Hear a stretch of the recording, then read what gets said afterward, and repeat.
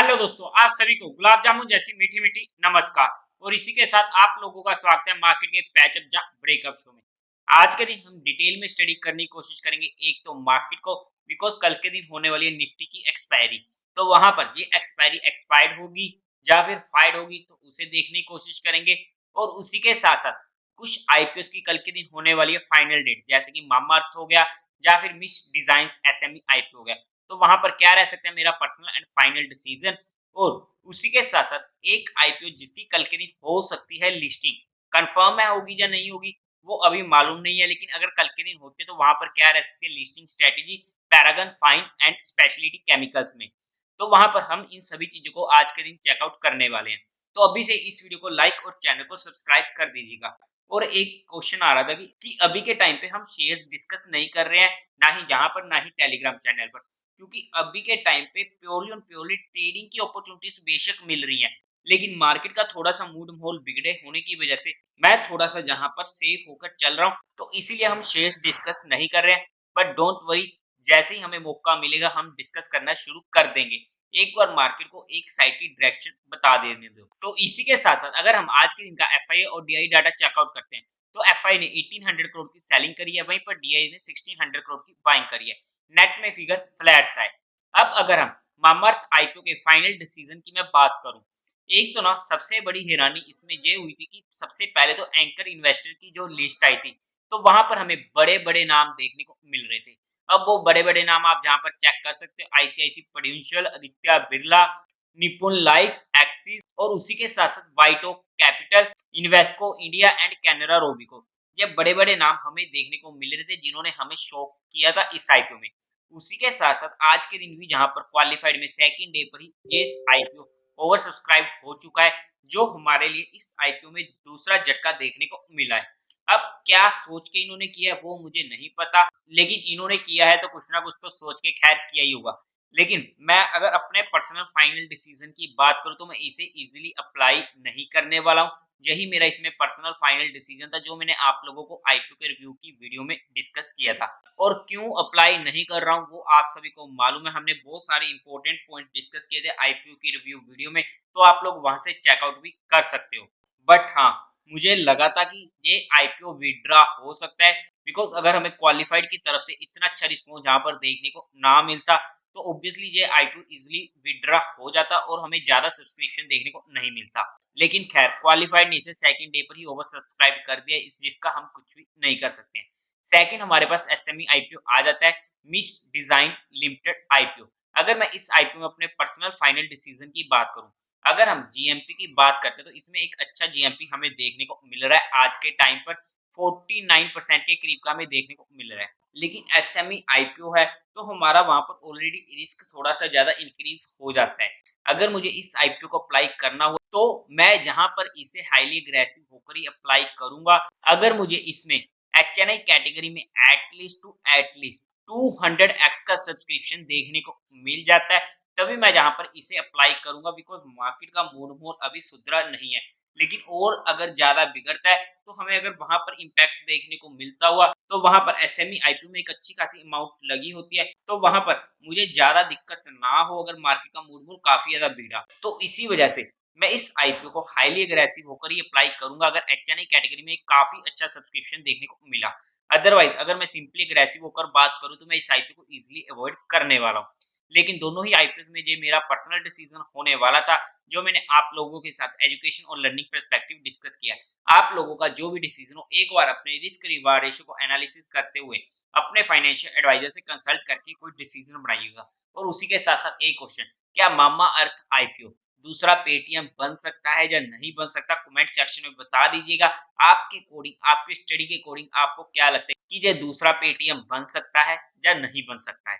अब अगर हम सीधा चलते हैं हमारे SME IPO paragon fine and speciality chemical में, अगर मैं इसमें अपनी लिस्टिंग स्ट्रेटेजी की बात करूं, पर्सनली मैंने ये आईपीओ अप्लाई किया था बट मुझे अलॉट नहीं हुआ है। एसएमई आईपीओ का अलॉट होना तो इतना ज्यादा मुश्किल है ना कि किस्मत अच्छी नहीं, बहुत अच्छी नहीं, बहुत बहुत बहुत ज्यादा अच्छी होनी चाहिए कि भगवान ने खुद स्वर्ण पेंसिल से आपकी किस्मत लिखी हो, तभी वहां पर जाकर हमें ये आईपीओ मिल सकता है।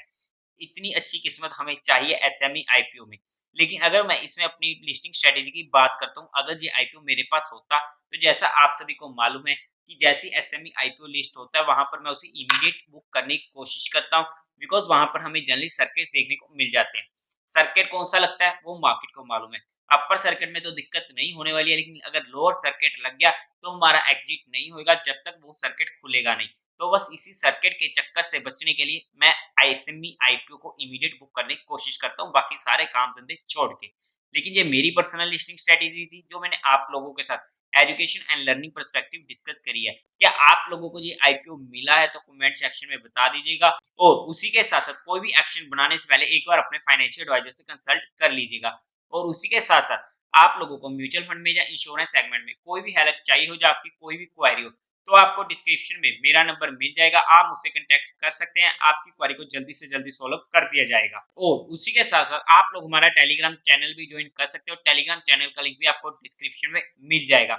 अगर हम आज के दिन की मार्केट की बात करते हैं तो ये थी हमारी सपोर्ट। अब मार्केट खुलती है जहां पर वो इमीडिएट भी हमें मूव मिली थी, लेकिन हम इमीडिएट कैप्चर नहीं कर सकते थे, बिकॉज हमें 15 मिनट एटलीस्ट सस्टेन करना जरूरी था। अब जहाँ पे मार्केट 15 मिनट से ज्यादा सस्टेन कर चुकी थी, अप्रोक्स 1 आवर और 1 आवर में तो हमें अच्छी खासी कंफर्मेशन मिल भी जाती है, और यही सपोर्ट हमारे लिए बन चुकी थी रेजिस्टेंस, और जहां पर हमारी होती है एंट्री पुट में, और वहां से हमें एक अच्छी मूव ऑलरेडी मिल चुकी थी और हमारा काम हो चुका था। ऑब्वियसली ट्रेल करते हुए बुक करना जरूरी हो जाता है, और जहां पर ये हमारे लेवल आने से पहले ही पीछे से मुड़ गई जिसका हम कुछ नहीं कर सकते, तो हमें जहां पर आज के दिन एक ही ट्रेड मिली जिसे हमने यूज भी किया। और उसी के साथ साथ अब अगर हम कल के दिन मार्केट की बात करते हैं, बिकॉज कल के दिन होने वाली एक्सपायरी और आज रात को फेड के रेट्स का भी डिसीजन होने वाला है। किस तरीके से क्या आता है उनका डिसीजन, वो हमारे लिए एक इम्पोर्टेंट फैक्टर होने वाला है जिसका हमें रात को ही पता लगेगा। तो इसलिए कल की मार्केट ओपनिंग कैसे देता है वो हमारे लिए इम्पोर्टेंट हो जाता है। उसके बाद क्या सिनेरियो बनता है वो हमें देखना पड़ेगा। लेकिन अगर हम ऑप्शन चेन डाटा को एनालिसिस करते हैं तो हमें ऊपर की साइड अच्छी कॉल सेलिंग और नीचे की साइड भी अच्छी पुट सेलिंग देखने को मिल रही है।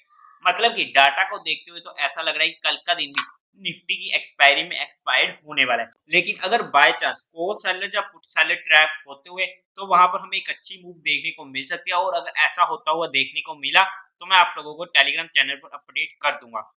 और उसी के साथ साथ अगर हम फिर भी इंपॉर्टेंट लेवल्स की बात कर लेते हैं तो 90,100 हमारे पास इमीडिएट रेजिस्टेंस बना हुआ है, जहां पर हमें अच्छे कॉल सेलर भी देखने को मिल रहे हैं। अगर हम टेक्निकली बात करते हैं तो यहाँ पर आप लोग देख सकते हो कि 90,070 हमारे पास अभी भी इमीडिएट रेजिस्टेंस है, बट 19,070 की जगह अब हमारे लिए ये रेजिस्टेंस 90,100 का हम लेके चलेंगे कल के लिए। और मूव अगर आनी है मार्केट में ऊपर की साइड तो इस लेवल को क्रॉस करना जरूरी है 19,230 का। जब तक मार्केट इसके ऊपर जाकर सस्टेन करना शुरू नहीं करती है तब तक के लिए तो हमें काम थोड़ा सोच समझ के करना पड़ेगा, बिकॉज जब तक मार्केट इस लेवल को क्रॉस करके ऊपर नहीं जाएगी तब तक के लिए हमें बड़ी मूव्स मिलनी थोड़ी सी मुश्किल होने वाली है। अगर हम नीचे की साइड की बात करते हैं, ये हमारे पास इमीडिएट इंपोर्टेंट लेवल होने वाला है 90,100 का। मेजर सपोर्ट तो हमें मिलेगी 18,800 से 830 की रेंज, जो जहां पर मार्केट ने अभी के लिए बॉटम बनाया था, जो हमारे लिए इमीडिएट होने वाला है। अगर इसको नीचे तोड़ के जाते तो वहां पर हमें अच्छी मूव भी नीचे की साइड की भी देखने को मिल सकती है। इमीडिएट सपोर्ट की बात करते हैं तो 18,905 का लेवल हमारे पास निकल कर आता है। लेकिन जहां पर जितनी भी चीजें डिस्कस की गई है वो सिर्फ एजुकेशन लर्निंग और केस स्टडी पर्सपेक्टिव की गई है, जहां पर किसी भी तरीके कोई भी इन्वेस्टमेंट टिप या एडवाइस नहीं दी गई है। फिर भी अगर हमें इन्वेस्टमेंट या ट्रेडिंग करनी है तो एक बार अपने फाइनेंशियल एडवाइजर से कंसल्ट जरूर कर लीजिएगा। लेकिन उसी के साथ साथ क्योंकि कल के दिन होने वाली एक्सपायरी, मैं पर्सनली कल की एक्सपायरी में काम करना नहीं प्रेफर करता हूँ, और अगर मुझे वहां पर मेरे लेवल्स आते हैं तो मैं नेक्स्ट एक्सपायरी में काम करने की कोशिश करूंगा। बिकॉज जहां पर क्या हो जाता है कि मार्केट में अगर मूव नहीं आती तो वहां पर प्रीमियम डिके काफी ज्यादा हो जाता है, और हमारा स्टॉप लॉस बेशक ना हिट हो लेकिन हमें एक अच्छा खासा लॉस हो जाता है। तो उस चीज से बचने के लिए मैं नेक्स्ट एक्सपायरी में काम करने प्रेफर करता हूँ। अगर हीरो जीरो का कॉल सेलर या पुट सेलर ट्रैप होते हुए देखने को मिले तो वहां पर हम उस एक्सपायरी में बहुत ही कम क्वांटिटी के साथ रिस्क ले सकते हैं। तो देवी और सज्जनों, उम्मीद है आप लोगों को ये वीडियो अच्छी लगी होगी, तो इस वीडियो को लाइक कीजिएगा, शेयर कीजिएगा और साथ ही साथ चैनल को सब्सक्राइब करें। हर हर महादेव।